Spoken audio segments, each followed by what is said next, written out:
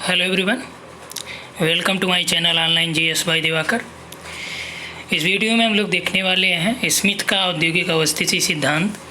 ये आपका UGC net का यूनिट नंबर 6 में जो इंडस्ट्रियल ज्योग्राफी है उसमें आपका ये एक सिद्धांत था, औद्योगिक अवस्थिति सिद्धांत, जिसमें स्मिथ हैं, हूवर हैं, वेबर हैं, इजार्ड है। ठीक, तो सभी के बारे में हम लोग देखेंगे। तो आज हम देखते हैं यहाँ पे स्मिथ के बारे में। वेबर का काफ़ी लोगों के बारे में जानकारी है, लेकिन स्मिथ के बारे में जानकारी नहीं है, इसलिए हमने इसको यहाँ पे लिया ताकि आप लोगों को इससे रूबरू कराया जाए।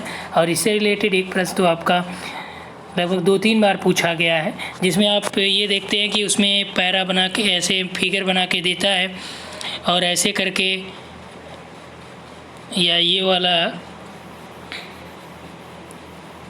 यहाँ पे ऐसे नहीं बल्कि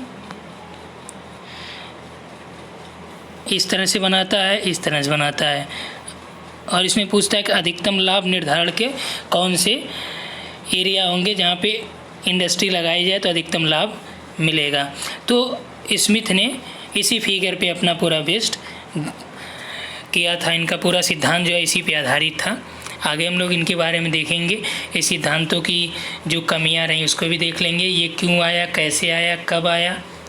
ठीक, सभी के बारे में यहाँ डिस्कशन किया जाएगा। तो यदि आप इस चैनल पे पहली बार आ रहे हैं तो इस चैनल को सब्सक्राइब करके बेल आइकन को क्लिक कर दें, ताकि आगामी जो भी थ्योरीज होंगी यहाँ पे वो आपको आसानी से मिल सके।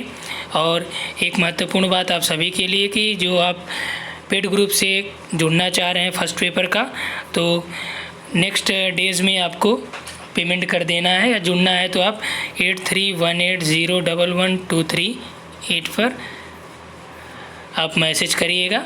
और जो इसका PDF है या जो भी मैं वीडियो यूट्यूब पे अपलोड करता हूँ तो उसका PDF आपको वहाँ पे एक अलग से ग्रुप बना के, जो लोग पेड में शामिल हैं तो उनके लिए अलग से ग्रुप बना के वहाँ पे दे दिया जाएगा, जो भी आगे वीडियोस बनाए जाएंगे।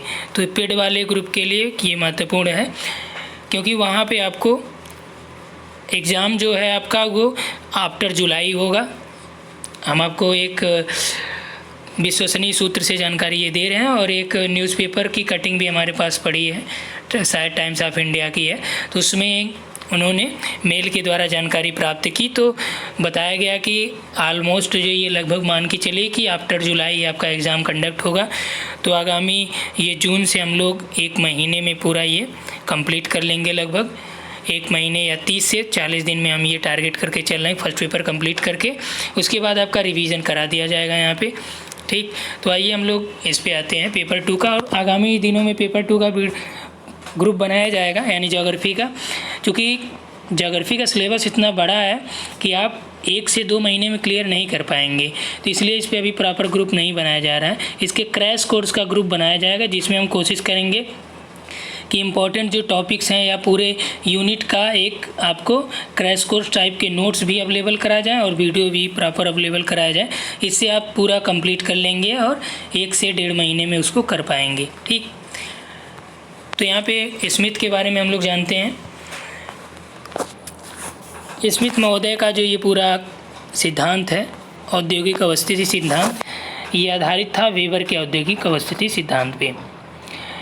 तो वेबर के बारे में आप लोग जानते हैं, इनका ये आइसोडोपेन भी इन्होंने यूज किया। आइसोडोपेन पे इनका सिद्धांत आधारित था, लेकिन इन्होंने आइसोडोपेन की जगह कुल लागत को लेकर इन्होंने सम लागत रेखाएं की बात की, यानी आइसोटीम आप कह सकते हैं। ठीक, तो दोनों में अंतर, आइसोडोपेन और आइसोटीम में, आगे हम लोग इसका डिस्कस करेंगे। तो चलिए स्टार्ट करते हैं यहाँ से कि 1971 की बात है, जब औद्योगिक अवस्थिति सिद्धांत देने से पहले उनकी एक किताब थी जिसका नाम है इंडस्ट्रियल लोकेशन। तो इंडस्ट्रियल लोकेशन इन्होंने जो बुक था उसे 1971 में पब्लिश किया स्मिथ महोदय ने। उसी में इस सिद्धांत के बारे में विचार दिया, और ये पूरा इनका सिद्धांत वेबर के न्यूनतम लागत सिद्धांत में आधारित था। उसमें इन्होंने थोड़ा सा संशोधन करके ही अपना पूरा सिद्धांत दिया था। ठीक, यानी कि जो वेबर में थोड़ा बहुत कमियां थी उसको इन्होंने अपने सिद्धांत में उसे परिमार्जित किया, परिवर्तित किया। तो यदि प्रश्न आपसे पूछा जाए कि वेबर के न्यूनतम लागत सिद्धांत में संशोधन किसने किया, ऑप्शन में आपका स्मिथ रहे तो आपको लगाना है स्मिथ। ठीक, इनका उद्देश्य ये था कि ऐसे सिद्धांत को प्रतिपादित किया जाए जिसके द्वारा वास्तविक जगत में औद्योगिक स्थल का निर्धारण करते समय आर्थिक सीमाओं का स्पष्टीकरण किया जा सके। कैसे इनका उद्देश्य था कि जब हम लोग वास्तविक जगत में, न कि थ्योरेटिकल में केवल हम लोग बात करें, क्योंकि सिद्धांत व्यवहार में पूरी तरह से लागू नहीं होता है, इसलिए इन्होंने बताया कि इनका उद्देश्य ये था कि ऐसे सिद्धांत दिए जाएं जो पूरी तरह से तो नहीं लेकिन लगभग 90% ये वास्तविक जीवन से संबंधित हो, और वास्तविक जगत में जो भी आपके औद्योगिक स्थिति का निर्धारण करने वाले स्थल हों उसमें आर्थिक सीमाओं का स्पष्टीकरण किया जा सके कि उसकी आर्थिक सीमाएं क्या हैं। स्मिथ ने अपने औद्योगिक अवस्थिति सिद्धांत को स्पष्ट करने के लिए इन्होंने स्थानीयकरण लागत या स्थानिक लागत वक्र, जिसे स्पेस कास्ट कर्व, और क्षेत्रीय आय वक्र या स्पेयर रेवेन्यू कर्व का सहारा इन्होंने लिया। स्मिथ का सिद्धांत मूलतः वेबर के सम परिवहन लागत सिद्धांत पे ही आधारित था। अंतर बस इसमें इतना ही था वेबर के सिद्धांत में और स्मिथ के, कि वेबर ने क्या किया था, सम परिवहन लागत का यूज किया था, यानी आइसोडॉपिन का यूज किया था। इन्होंने परिवहन लागत के लिए स्थान पर परिवहन लागत के लिए इन्होंने क्या किया कि परिवहन लागत पे जो आइसोडॉपिन के स्थान पर इन्होंने कुल लागत को लेकर सम लागत रेखाएं बनाने, यानी आइसोटिम आप कह सकते हैं कि आइसोटिम को इन्होंने बनाया। तो प्रश्न आपसे आए कि आइसोडॉपिन संबंधित है आपका, तो वेबर के सिद्धांत से संबंधित है, वेबर से संबंधित है। क्लियर हुआ यहाँ तक। अब यहाँ पे आइए आपको बताते हैं कि सम परिवहन या आइसोडॉपिन क्या होता है। तो आइसोडॉपिन यानी कि सम परिवहन लागत। सम परिवहन लागत का प्रयोग सर्वप्रथम वेबर ने अपने औद्योगिक अवस्थिति सिद्धांत की व्याख्या के लिए किया। इन्होंने ये बताया कि जो समान परिवहन लागत वाले स्थान हैं उनको मिलाने वाली जो रेखा है उसी को इन्होंने सम परिवहन लागत रेखाएं बताया। इन रेखाओं का प्रयोग लास ने भी अपने न्यूनतम परिवहन लागत के बिंदु निर्धारण के लिए इन्होंने किया था।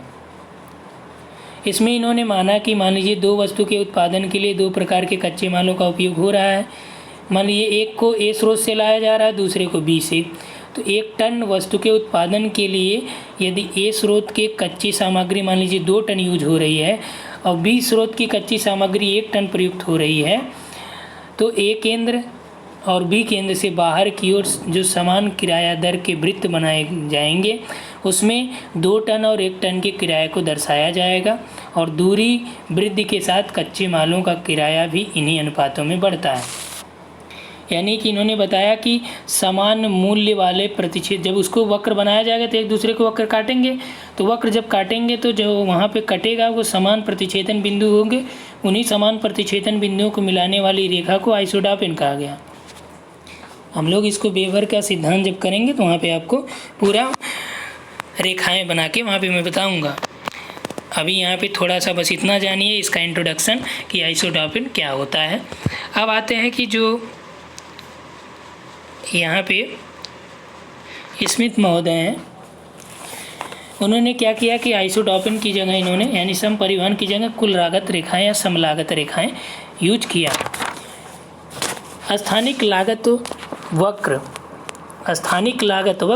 उत्पादन के साधनों को एकत्रित करने तथा उत्पादन प्रक्रिया के व्यय को प्रदर्शित करती है, जो दिए हुए बिंदु से दूरी में वृद्धि के अनुसार परिवर्तनशील होती है।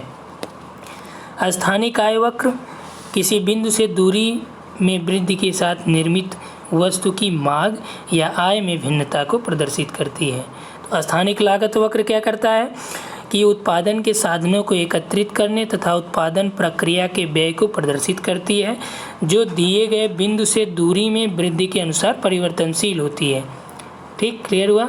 स्थानिक लागत और स्थानिक आय वक्र में क्या है कि यह बिंदु से दूरी में वृद्धि के साथ निर्मित वस्तु की मांग या आय में भिन्नता को प्रदर्शित करती है, अर्थात कुल लागत और कुल व्यय की अंतरक्रिया से औद्योगिक अवस्थिति का निर्धारण होता है। क्या,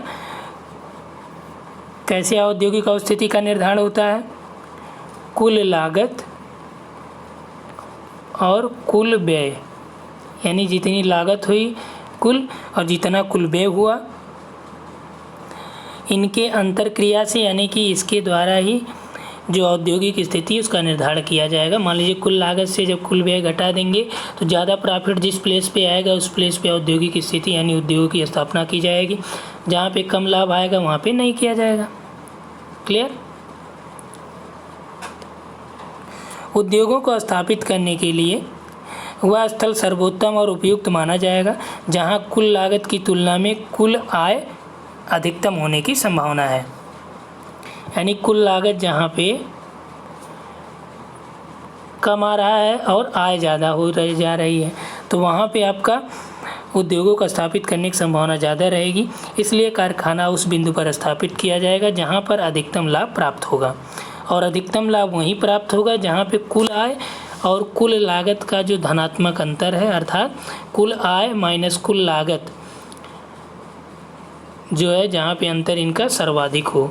अर्थात स्मिथ का जो औद्योगिक अवस्थिति सिद्धांत था यह उद्योगों की जो स्थिति का निर्धारण बहुत ही अच्छे तरीके से और उपयुक्त तरीके से करता था, और इसके द्वारा इन्होंने स्थानिक सीमाओं का उपयोग किया था।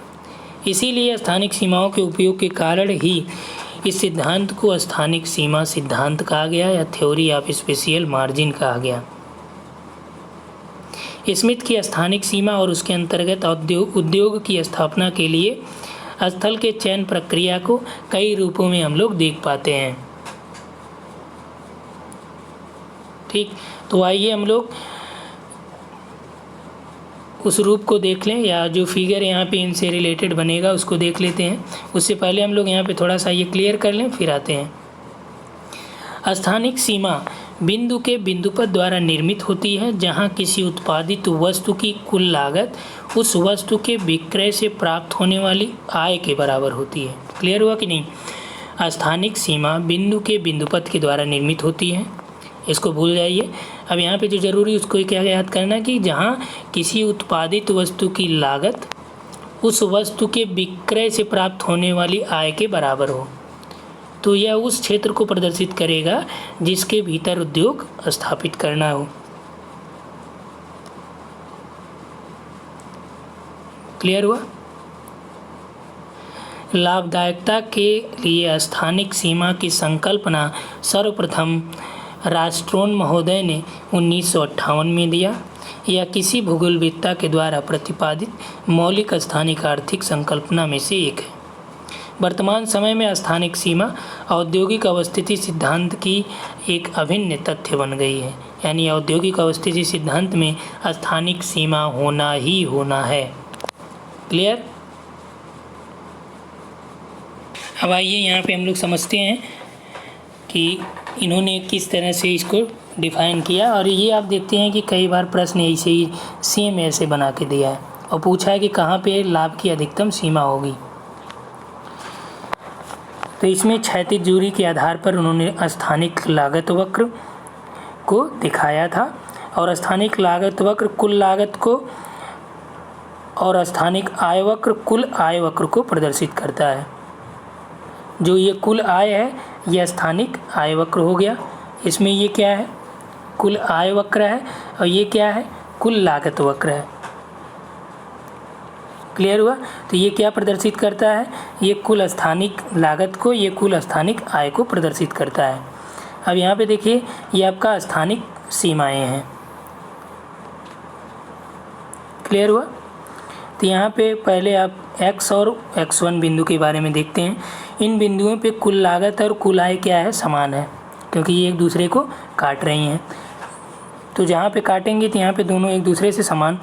जब इसे दूरी अक्ष में प्रक्षेपित किया जाता है तब क्षैतिज अक्ष पर m और m1 दो बिंदु प्राप्त होते हैं। यानी जब इसको आप इस तरह से बेस में लाएंगे तो यहाँ पे आपको 2 पॉइंट प्राप्त हो रहे हैं स्थानिक सीमा में, m1 और m2 जो नीचे प्राप्त हो रहे हैं, जो क्या है? प्रॉफिटेबिलिटी की सीमा को इंगित करते हैं। यानी ये आपका लाभदायकता की सीमा को प्रदर्शित करते हैं।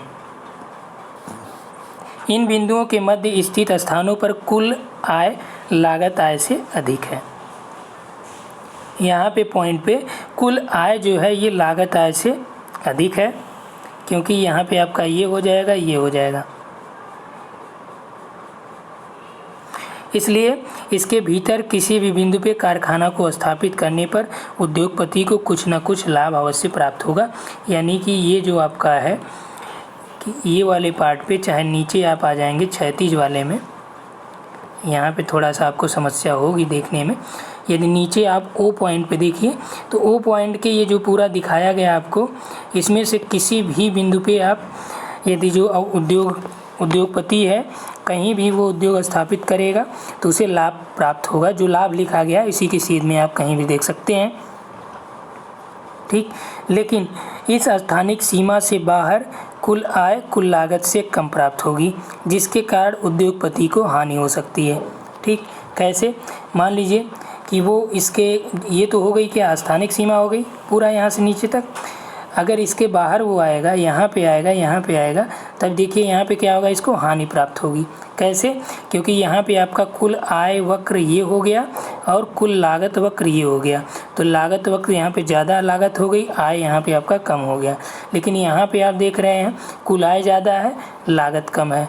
यदि इससे करें तो सबसे जो ज़्यादा लाभ वाला पॉइंट होगा कहाँ पे होगा, ये होगा, ये होगा नहीं, बल्कि यहाँ पे क्या होगा, सबसे ज़्यादा औसत लाभ होगा। और जो मैक्सिमम प्रॉफिट होगा वो आपका यहाँ पे होगा। जब कुल आय अधिकतम हो जाए, कुल लागत आपका न्यूनतम रहेगा, यहाँ पे आपका कुल लागत तो कम हो गया ना, तब आपका यहाँ पे ज़्यादातर आप उद्योगों में जो सर्वाधिक लाभ यहाँ से प्राप्त होगा। इसलिए स्थानिक सीमा के भीतर आपको कहीं भी उद्योग स्थापित करने से उद्योगपति को लाभ स्थिति में रहेगा, लेकिन वो स्थिति में सर्वोत्तम लाभ होगा, क्योंकि इस स्थान पे आपका उद्योग को स्थापित करने का सबसे अधिक लाभ प्राप्त करने की संभावना है। क्लियर हुआ? एक तो आपका यहाँ पे है, लेकिन ये आपका स्थानिक निर्धारण की बात की गई, ये तो आपका वक्र में है। जब स्थानिक निर्धारण पे आएंगे आप बेस पे, तो M1 और M2 क्या थे, ये दो बिंदु थे जो उसके क्षैतिज अवस्था को प्राप्त होते थे, क्योंकि ये आपका क्षैतिज दूरी के अनुसार ही बनाया गया उसको देख के। तो इस पॉइंट पे अगर उद्योग स्थापित किया जाएगा तो सबसे मैक्सिमम लाभ यहाँ पे प्राप्त होगा, ठीक। इस स्थिति में कुल आय अधिकतम और कुल लागत न्यूनतम होगा, जिसके फलस्वरूप कुल लाभ क्या होगा, अधिकतम हो जाएगा। यदि कोई उद्योगपति अपनी व्यक्तिगत कुशलता या अन्य तत्वों के प्रभाव से इस अनुकूलतम स्थिति यानी ओ बिंदु से हटकर या स्थानिक सीमा के भीतर M1 M2 के मध्य किसी भी स्थान पे, यानी ये आपका बहुत ही स्पेसिफिक एरिया हो गया कि यहाँ पे मैक्सिमम लाभ होगा। यही मान लीजिए कोई भी उद्योगपति चाहता है कि यहाँ पे लगाए, यहाँ पे लगाए, इसके हट के वो अपनी व्यक्तिगत कुशलता से यदि वहाँ पे उद्योग स्थापित करता है तो भी क्या होगा, वो लाभ की स्थिति में ही रहेगा। इसलिए उद्योगपति स्थानिक सीमा के भीतर उपयुक्त उद्योग की स्थिति का चयन स्वतंत्रतापूर्वक कर सकता है। यहाँ पे ज़रूरी नहीं कि वो यहीं पे ओ पॉइंट पे ही लगाए। क्लियर हुआ? नेक्स्ट आइए, तो यहाँ तक हम लोगों ने देख लिया था राष्ट्रों तक। अब यहाँ पे आइए, स्थानिक लागत वक्र और स्थानिक आय वक्र की प्रवणता यानी उसका ढाल जितना अधिक होगा, औद्योगिक स्थापना की सीमाएं उतनी ही अधिक संकुचित होंगी। अर्थात कि स्थानिक सीमा की आकृति और विस्तार में वर्तमान लागत तल और आय तल के अनुसार भिन्नता पाई जाती है। औद्योगिक संगठन की प्रकृति के अनुसार भी इन सीमाओं में भी भिन्नता पाई जा सकती है। अर्थात कि लागत वक्र और आय वक्र की प्रवणता ज़्यादा जितनी होगी, यानी कोण उनके बीच जितना ज़्यादा होगा, स्थापना यानी औद्योगिक स्थापना की सीमाएं उतनी अधिक स्पष्ट और संकुचित होंगी। इस स्थिति या ऐसी स्थिति तब होगी जब आय और लागत में स्थानिक भिन्नता अधिक पाई जाए। क्या होगा? जब आय और लागत में स्थानिक भिन्नता ज़्यादा पाई जाएगी तब यह स्थिति देखने को मिलेगी। और अवस्थापना की सीमाएं उतनी अधिक संकुचित यहाँ पे हो जाएंगी। इसके विपरीत यदि हम जिस उद्योग में लागत और आय में भिन्नता कम होगी वहाँ पे अवस्थापना की सीमाएं उतनी भी अधिक विस्तृत हो जाएंगी और अपेक्षाकृत विस्तृत क्षेत्र में उद्योग को कहीं भी स्थापित किया जा सकता है जहाँ पे लाभ प्राप्त हो सकता है। स्थानिक सीमाओं के बाहर कारखाना स्थापित करना तभी लाभप्रद होगा जब किसी कारण से लागत में कमी लाई जा सके। यदि लागत में कमी नहीं आएगी तो स्थानिक सीमा के बाहर कारखाना स्थापित करना लाभप्रद नहीं होगा और स्थानिक सीमा में लागत या उसके लाभप्रद में या उसके कारण लागत तभी कम हो सकती है जब उसका प्रवणता यानी ढाल कोण जो है कम हो जाएगा। व्यवहारिक जगत में ऐसा कम देखने को मिलता है, यानी कि स्थानिक सीमाओं का अनुभाविक निर्धारण करना कठिन होता है। फिर भी यह असंभव नहीं कहा जा सकता। स्वयं स्मिथ ने भी इसे स्वीकार किया था कि मांग की स्थानिक भिन्नता का विश्लेषण तथा उसकी स्थानिक आय वक्र की प्रवणता का निर्धारण के लिए समन्वयन अधिक जटिल है। फिर भी स्मिथ के द्वारा जो प्रस्तावित उद्योग के लिए लाभप्रद स्थिति थी उसके सीमा निर्धारण था और विभिन्न कारणों से उत्पन्न सीमा के प्रसार और संकुचन तथा सीमा के बाहर जो औद्योगिक अवस्थिति का प्रादुर्भाव हुआ वह व्यवहारिक पक्षों को समझने के लिए निश्चय ही महत्वपूर्ण और उपयोगी होगा। क्लियर हुआ यहाँ तक? इनका मानना था कि मान लीजिए जो भी सिद्धांत दिया गया व्यवहारिक रूप से पूर्णतः तो नहीं रहेगा लेकिन यह संभव नहीं है। अर्थात कि उदाहरण के तौर पे मान लीजिए आप यहाँ पे एक एग्जाम्पल के तौर पे समझें तो और क्लियर हो जाएगा। ठीक, व्यवहारिक को एग्जाम्पल के तौर पे समझें कि यदि कोई उद्योगपति अपनी व्यावसायिक कुशलता से लागत में कमी ला सकता है। अभी हमने आपको आगे बताया था कि जब वो व्यावसायिक कुशलता यानी उसके पास एबिलिटी इतनी है कि वो अपनी लागत में कमी ला सकता है तो वह क्या करेगा कि स्थानिक सीमाएं पहले से अधिक दूरी तक हट जाएंगी। यानी उसके अंतर्गत जो कुशलता है तो क्या होगा, जो आपका कर्व होगा जो इस तरह से बनाया गया था और इस तरह से था, नीचे आपका ये इस तरह से था और यहाँ पे मैक्सिमम प्रॉफिट की बात की गई थी, ये आपका आय को प्रदर्शित कर रहा था और ये आपका लागत को। और यहाँ पे बोल रहा है कि यदि मान लीजिए कोई उद्योगपति है उसके पास इतनी एबिलिटी है कि वो अपनी एबिलिटी से लागत में कमी ला सके, यानी कि जो लागत लग रही है उसमें कमी ला सकेगा तो क्या होगा, जो स्थानिक सीमाएं हैं वो और ज़्यादा विस्तृत हो जाएंगी। कैसी हो जाएंगी? अभी तो आपने ये देखा, अब देखिए जब उसकी कुशलता ज़्यादा हो जाएगी तो स्थानिक सीमा कैसी हो जाएगी, इस तरह से भी हो सकती है। ठीक, तो ये आपका पूरा हो जाएगा यहाँ तक, तो वो उद्योग कहीं भी स्थापित कर सकता है। व्यवसायिक कुशलता की भांति उद्योगों के एकत्रीकरण, बड़े पैमाने पर उत्पादन, लागत तत्वों प्रतिस्थापन आदि के द्वारा लागत वक्र की प्रवणता में कमी लाई जा सकती है। यानी कि जो उद्योग का एकत्रण हुआ, कच्चे माल का उसका उत्पादन हुआ, ठीक, ये इन सभी के द्वारा लागत वक्र में आप कमी ला सकते हैं और स्थानिक सीमा का इससे विस्तार किया जा सकता है। इस प्रकार स्थानिक आय वक्र की प्रवणता में भी परिवर्तन हो सकता है। क्लियर हुआ? तो इस वीडियो में इतना ही। उम्मीद है आप सभी लोगों को पसंद आया होगा। और यहाँ से देखिए जो प्रश्न आता है वो ये पूछा जाता है कि कब जो है सबसे अच्छी स्थिति देखी जाएगी कि कहाँ पे उद्योगों को स्थापित किया जाए, जहाँ पे क्या होगा कि कुल लागत और कुल आय के बीच अंतर सर्वाधिक होगा। अर्थात जहाँ पे कुल आय ज़्यादा हो, आय यानी कि आपका इसमें जो भी लागत हो वो आपका इसकी अपेक्षा कम हो, तो जब इनका अंतर निकाला जाएगा तो ज़्यादा ही आएगा। यानी धनात्मक अंतर की बात की जा रही है, किसकी? लागत की धनात्मक अंतर।